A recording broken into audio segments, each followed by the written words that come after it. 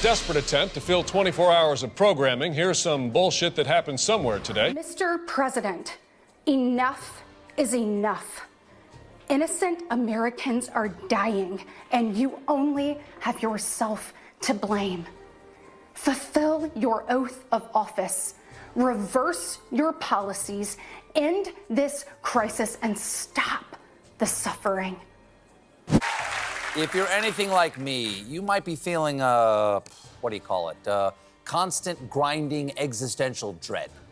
Came to office determined to get us through one of the toughest periods in the nation's history. We have.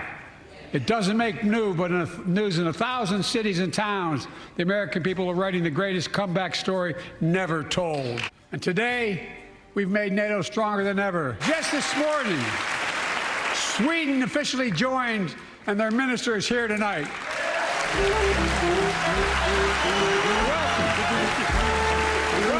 First of all, I said to her, you know, what's driving you this election? She said, Donald Trump. He's dangerous. We got to stop him. He's a danger to our democracy. Then I said, what else? And she said the thing everybody else says, affordability. I came to office determined to get us through one of the toughest periods in the nation's history. We have. It doesn't make news in 1,000 cities and towns. The American people are writing the greatest comeback story never told. Americans pay more for prescription drugs than anywhere in the world. It's wrong, and I'm ending it. That is fantastic. They should definitely make it cheaper to buy whatever amphetamine they shaved on top of Joe's chicken parm before giving the speech. She said, I was just cutting coupons at my kitchen table to go to the grocery store later. But what she said was interesting. She said, you know, I'm frustrated. I don't know that it's just inflation anymore. I think there's price gouging by companies. I don't know what it is. But that was an interesting sort of, you know, twist on what you hear as a constant complaint around housing, healthcare costs. Affordability is the number one issue that people are feeling in Suffolk County. I want to talk about corporations out of control. And basically they can do whatever they want. Shrinkflation is just one of the pocketbook issues that could find its way into the State of the Union address on Thursday. Today, the White House is announcing a new strike force tasked with cracking down on price gouging, and everything from groceries to prescription drugs is on the list. Shrinkflation is when companies make the size of their products smaller without cutting prices. The size of some Oreo cookies has decreased by 6% since 2019, and a family size of Wheat Thins has dropped 12% in weight. Even some Charmin toilet paper rolls now have 20 fewer sheets. You're gonna complain about toilet paper? Let's talk about how every time I buy the toilet paper, it's like, hey, there's 8 rolls, but they're mega, so it's 10 rolls, but really it's actually 8 rolls again.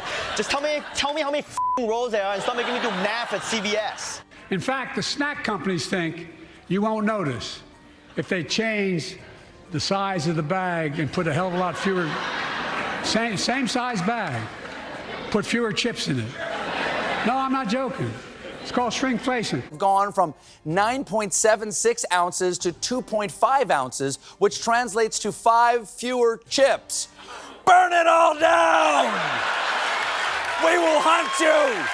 Go! 2 G's, the grocery store and the gas station, that play an important part in people's lives, added to the kitchen table where they sit down and write checks to pay off their credit card interest rates. What do you hear about those? And that, I always couch it as it's not how much money you have, it's the absence of money in your lives. That's right. Look, this is the fundamental issue. It's affordability. It's the middle class has been squeezed for decades, and folks are frustrated about it. And they got a right to be. You know, and so I think strengthening the middle class is one of the things that we need to do as a country. You know, it's not an accident to me that the middle of our politics has been hollowed out while the middle of our economy has been hollowed out. And they need to show that government can work for them again. I think we can do that with things like restoring the SALT deduction that was taken away, expanding the child tax credit. I think we need more affordable housing that works in conjunction with communities to increase supply and lower costs. Folks are really feeling affordability crisis at home. And of course, there's climate change. There's a lot of concern about protecting women's reproductive freedom. Because if you're voting Republican, they're going to put back that national restrictions in place. Now let's see if we can drag this out a little longer by showing. This morning, the Cookie Monster has had enough. Chocolate chip cookie important to me, too. His beef with shrinkflation is getting attention on Capitol Hill after he posted, quote, "Me hate shrinkflation. Me cookies are getting smaller." People like Elon Musk and Zuckerberg, right-wing scumbags that seem to have the world bamboozled. It's not even the biggest problem on Sesame Street. Oscar is still homeless. Hottest trend is billionaire survivalist bunkers. Only two things in life are certain: death and taxes. And billionaires have figured out how to cheat both.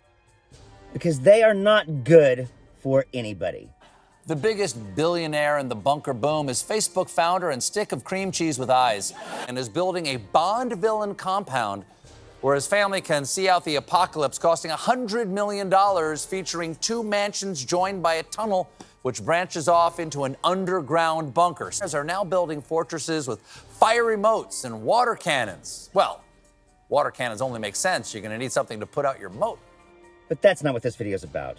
Biden touted a new task force to take on unfair and illegal corporate pricing. It says 99 cents right on the can. Burn!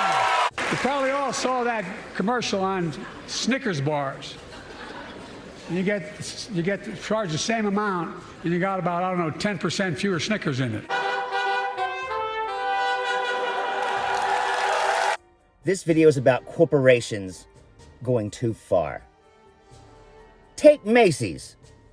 Every day there's a new crisis being thrown in your face. Climate change, the downfall of our democratic institutions. And earlier this year, the doomsday clock was put at 90 seconds to midnight amid AI threats. Ban AI voice impersonations and more. Well, faulty facial recognition software is at the heart of this case. 61-year-old Harvey Eugene Murphy Jr., a grandfather, was taken to jail because the technology pinned him as the primary suspect for that robbery. But according to the lawsuit, he was taken to jail, and in a matter of hours, he was beaten, raped, and then released. And now, years later, he's suing. On January 22nd, 2022, this sunglass hut on West Gray in Houston was robbed by 2 armed men. The employees inside were threatened at gunpoint and taken to the back of the store while the suspects stole money and several pairs of glasses. Sunglass Hut may not have access to facial recognition software, and so the documents show that they took the video to Macy's, who then used his features to determine that he was the one that had robbed the Macy's before and identified him as Mr. Murphy and told Sunglass Hut. Daniel Duco, the lawyer for 61-year-old Harvey Eugene Murphy Jr., who is from Houston. Okay, it's the Sunglass Hut for sure. But Macy's is using some evil shit to destroy lives. Says his client was in California at the time of the crime. Murphy Jr. eventually moved back to Texas for work in October of 2023. All the while letting the bad guy get away. Go figure. And he goes to the DMV to get his driver's license renewed, and the police officer comes from around the counter and puts handcuffs on him and arrests him. And that was the beginning of a life-changing ordeal. Murphy was taken to jail for multiple felony warrants for the robbery at the Sunglass Hut. Court documents suggest the store employee was also prepped by the company and identified Murphy as the robber, with facial recognition playing a key role in his arrest. Murphy gave officers his alibi. It checked out, and he was told he would be released. He was being held in jail. He was going to use the restroom. He was beaten, sexually assaulted, raped. Because of the nature of the alleged crime, lawyers say Murphy Jr. was put alongside violent criminals. 3 men followed him to the bathroom and raped him with a shank pressed against his neck. He was released and the case was dismissed. He is now suing the parent company of Sunglass Hut and Macy's for using the facial recognition software that led to his false imprisonment. The dangers of using this technology is also outlined in court documents. The man got raped because a computer told you he was the one? And then court documents now reveal that you prepped the only witness? What the fuck? A fact that studies have showed that African Americans have a high rate of false positives based on facial recognition software. I also know comparing people who are older with pictures of them, of other people when younger. So age gaps have a very high rate, up to 90% of false positives. According to his lawyer, Murphy has long-standing physical and psychological injuries, and he is now coming forward to raise awareness and hopefully prevent this from happening to someone else. Now, I want to note here the Houston Police Department and Harris County is not named in this lawsuit. It's a long list of people here, and they're not one of them. Murphy's attorney also believes the parent companies for Macy's and Sunglass Hut are the real people at fault here, and they are suing for $10 million. We did our due diligence. I reached out to Macy's. They say, quote, "We have no comment on pending litigation." We've got some footage here of the bullshit, which began just after 3 o'clock this afternoon, when residents in this neighborhood were shocked to see this fairly common thing happening. An attractive witness described the event in breathless terms. I went to my window and I was like, whoa, there's some bullshit happening. It's Macy's Friends and Family Sale. Take an extra 30% off great gifts for any mom and 15% off beauty. Plus chef specials. Now at Macy's. Ban AI voice impersonations and more. I've made sure that the most advanced American technologies can't be used in China. You hear that, China? You will not be getting the KFC pizza. Take Bridgestone. Wouldn't want anybody to miss a day of work. And by God, if you do because of the weather, the obvious on the news weather, you better have a note. Would you risk your life to get to work? So many this week had to call out because of the slick and dangerous roads. And yet many Bridgestone workers felt compelled to make that risky drive into work. Because as News Channel 5's Nick Barris found out, they say they needed a note from a local police enforcement to avoid punishment. Make sure you bring an absentee note. No, not from your mama, from your fucking sheriff. What we are talking about here is the question of when an employee should be required to drive into work in severe weather. And one local sheriff has some questions for Bridgestone, one of the largest employers here in Middle Tennessee. During the past week of snow and ice, roads were obviously treacherous, and yet the Coffee County Sheriff found himself having to write excuse notes for a snow day. Bridgestone found a loophole to fuck their people. What the hell is this? I thought, well, can't look out the window and see that the roads are bad. I just couldn't really wrap my hands around why we were having to do all these individual letters. Sheriff Chad Parton has more pressing issues than excusing Bridgestone employees from work. I just had multiple employees calling me saying they had to have a letter from the sheriff verifying that the roads were bad. And then they claim that that's per the union contract. Fuck you, that's not what it meant. You know that. That's absurd. One local union contract states an excused absence is one due to a, quote, documented road closure resulting from inclement weather. Sheriff Parton says news reports on bad weather are apparently not enough. Frustrated, he wrote an open letter to Bridgestone posted to social media reading in part, "Stop having your employees contact the sheriff's department for a letter that said employees cannot make it to work. Most of all, if your employees say they can't get out of their driveway, then believe them." When the hell should our taxpayer dollars have to pay a sheriff to write a bunch of fucking notes when you can see it on the goddamn news? It's unbelievable when you get this kind of snow and ice and, they want people to risk their lives. John Wright is union president and says people like Victor Shute are torn between keeping their jobs and risking the drive to work. You didn't have the option of calling them and saying, I can't make it? I could have, but I would have been fired. Shute did make it to work last week, but was late, and with prior tardies, he knew he'd be fired. So, today he quit. Nick Barris, News Channel 5. They just don't want to have to close down the factory, and they get away with it because they're pure evil and untouchable as a corporation. Bridgestone. Sheriff Parton says he did receive an apology from a Bridgestone manager who told him this is an issue that really needs to be resolved between the company and the union. Well, late this afternoon, News Channel 5 did receive a statement from Bridgestone Corporate, which said those negotiated agreements about inclement weather have long been in place between the company and the union. This is for the Warren County truck plant. Bridgestone says it's already excused absences for those teammates who couldn't get to work safely during the recent winter storm. Still remains to be seen, though, if they'll do the same for teammates at their plant in Rutherford County.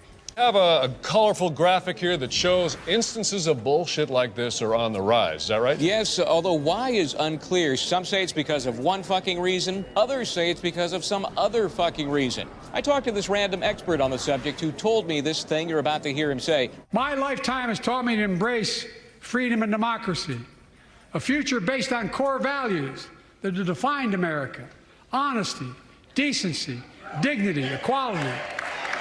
To respect everyone, to give everyone a fair shot, to give hate no safe harbor. Now, other people my age see it differently. The American story of resentment, revenge, and retribution. That's not me. Now, this is certainly affecting people's lives, trying to get to work in a snowstorm.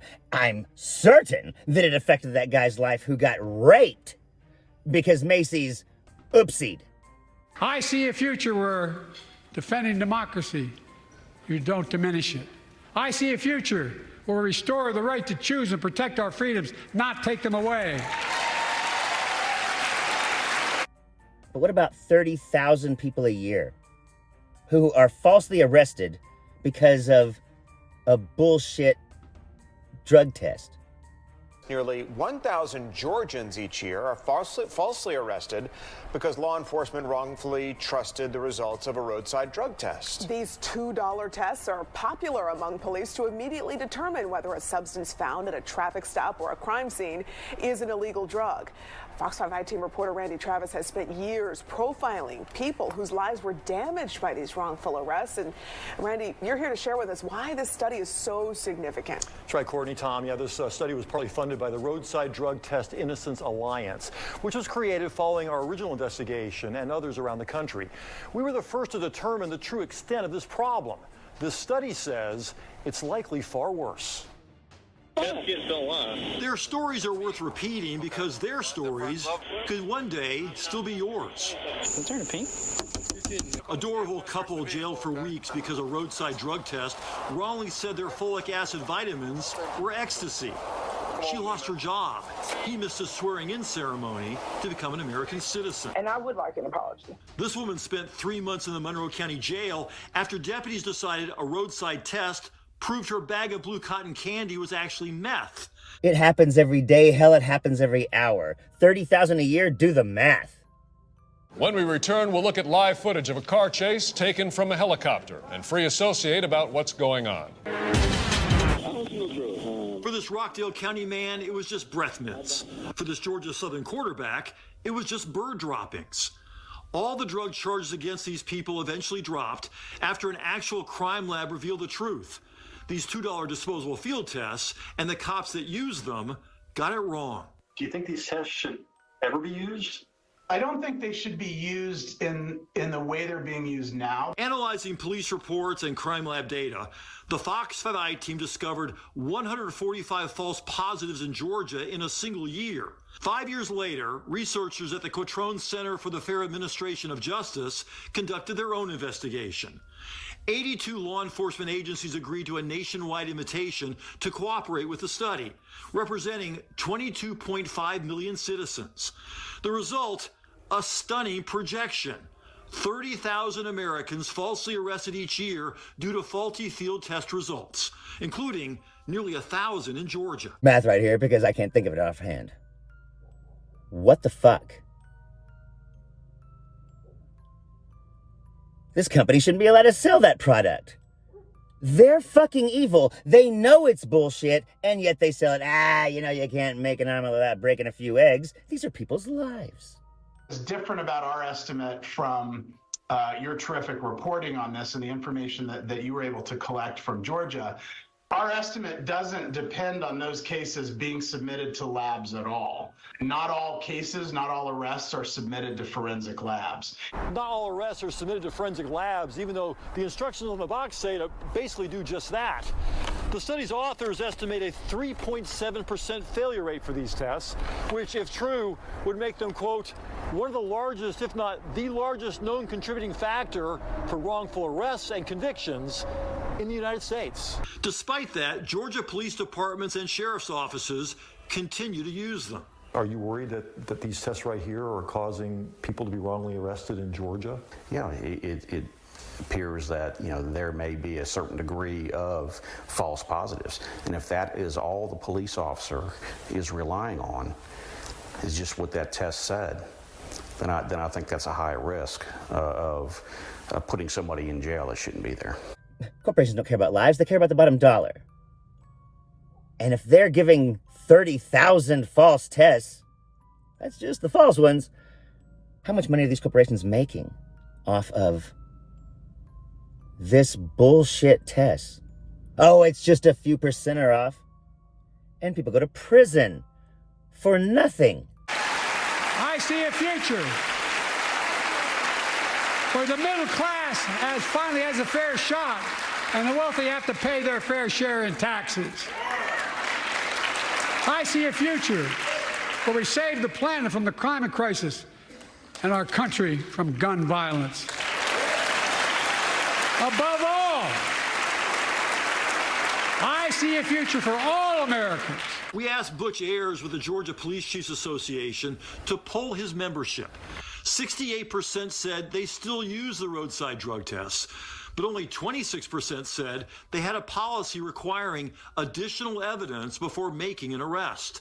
The study author believes requiring extra evidence, along with better auditing of the results, will ultimately be what it takes to avoid more people going to jail for simple possession of vitamins and cotton candy. Now, I might sound like a radical liberal, but you can get 10 bad guys. You put one innocent person in prison, it wasn't worth it. We reached out to see what the two biggest manufacturers of these tests thought about these disturbing estimates. Neither responded to our request for comment, which was really not surprising because they didn't respond to our request for comment for our original investigation. Not to mention, those who were accused probably are out thousands of dollars of legal fees only to get exonerated after all this. And they don't get the money back because they try suing and they can't win because the police have sovereign immunity. So all these people suffered and got no monetary damages because of it. Which leads to the question, are these still admissible in court? These roadside tests? The study looked at all 50 states. There's only one state in our country where the results of these drug tests are admissible in court, Georgia. You make sure you get the shoplifters, and you get some innocent guy raped, I don't think it's worth it. Our heart just goes out to those who were wrongly accused in the middle of all this. Wrongly accused, not convicted, but just being arrested, wrongly arrested is enough to really mess up your life for a while. Sure is, yeah. All right, Randy, thanks. Thanks, Randy. All of this so corporations can save a few dollars. Get some money out of that guy that shoplifted. Sheriff made some money on that deal, too. Maybe, keep your factory open, even though every other business in town's closed, because by God, we're selling snow tires right now, and we gotta get them out the door. Or just get a bunch of people thrown in prison for absolutely no reason whatsoever because your test is a little off. What the fuck? The last time an old man was telling us that passionately that he wanted to take us into the future, Marty McFly invented rock and roll. Get in Joe Biden's DeLorean, America. Great Scott! Corporations are evil. They don't give a fuck. With a massive fireplace that rotates like the one in Indiana Jones and The Last Crusade, and a giant shark tank in the basement that shares one wall with a swimming pool, so it looks like you're swimming with sharks. And anybody who trusts someone like Elon Musk to make any decision, and the pool is more like a water park with a flow river, a lazy river, a grotto, and a glass bottom, so you can see a go-kart track underneath the pool.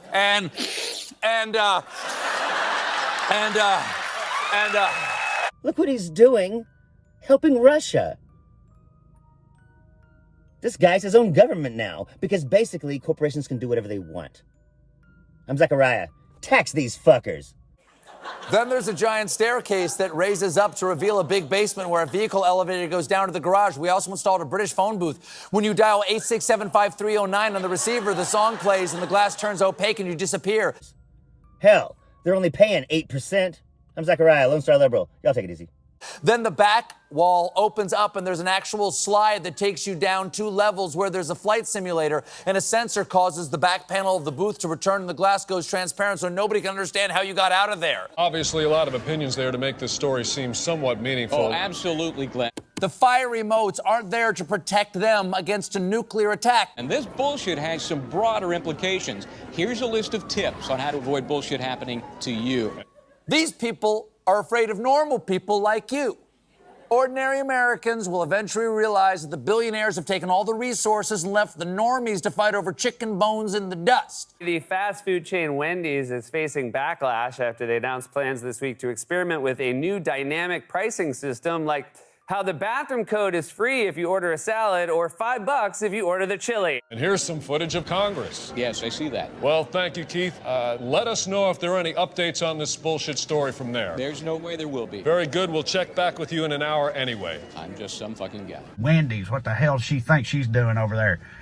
So they're going to start using Uber-style surge pricing for cheeseburgers. You go at lunchtime when people want cheeseburgers. All of a sudden, cheeseburgers going to cost more than if you go at a time when nobody wants cheeseburgers. How the hell does that make sense? Cheeseburger costs what a cheeseburger costs. You get what you get, we get what we get. There's a goddamn system in place here, and it's worked for decades. So you billionaires could build yourselves apocalyptic pleasure domes with water parks and shark tanks.